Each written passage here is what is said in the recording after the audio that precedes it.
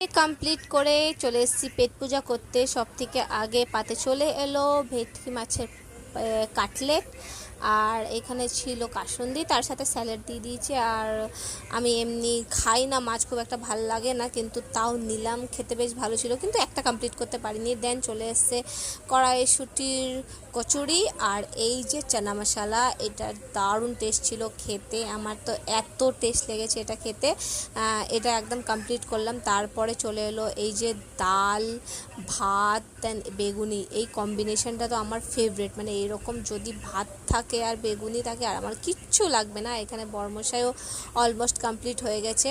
দেন তারপরে চলে এলো পাবদা মাছ। পাবদা মাছটা বেশ ভালো ছিল খেতে, কিন্তু যে আমি বললাম আমার মাছ খেতে খুব একটা ভালো লাগেনি, কিন্তু সত্যি পাবদা মাছটা স্বাদ ছিল, কিন্তু আমি পুরোটা কমপ্লিট করতে পারলাম না। দেন তারপরে এলো বাসন্তী পোলাও, অ্যান্ড তার সাথে বেস্ট কম্বিনেশন যেটা হলো মাটন কষা। মাটনটা দেখতে হেভি লাগছিল, কিন্তু সত্যি কথা বলতে আমার পেট এতটা ভরে গেছিলো, কিন্তু তাও আমি নিজেকে আটকাতে পারছিলাম না। আমি মাটনটা 2 বাইট খেয়েছি, খেয়ে কমপ্লিট করলাম। দেন তারপরে চলে এসছে রসগোল্লা, রসগোল্লার পর সন্দেশ ছিল, দেন এই যে পান আর আইসক্রিম।